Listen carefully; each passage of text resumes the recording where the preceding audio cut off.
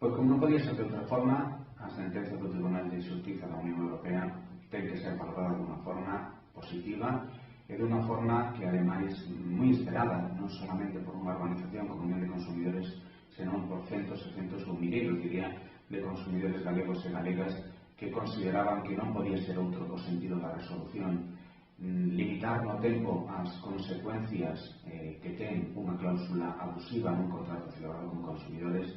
parecía lógico entender que non cabía unha interpretación semellante no seu do que era o dereito da Unión Europea e finalmente parece que a resolución lógica e a que tiña que prevalecer foi a que finalmente vivo a luz estes días.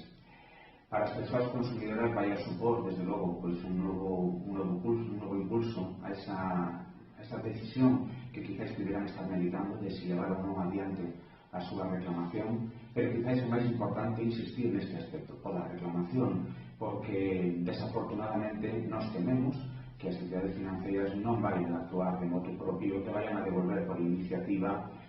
como digo, propia, esas cantidades que estiveranse cobrando indebidamente en virtud desa cláusula chan. Por lo tanto, o que corresponde é facer esa reclamación, levar a primeira instancia ante a entidade financeira e despois poñerse en mans dun profesional ou unha organización de consumidores baixo a fórmula que creamos máis interesante, máis conveniente para os nosos intereses, pero desde logo levando adiante esa reclamación, porque se o que tiñamos algún tipo de dúbida ou algún tipo de medo en relación a se podería ou non compensar levar adiante esa reclamación, creo que agora quedan todas despejadas esas dúbidas e, por lo tanto, nada máis animarnos todos a loitar contra un de tantos abusos aos que nos tienen acostumbrados as entidades financeiras e, por suposto, non deixar pasar.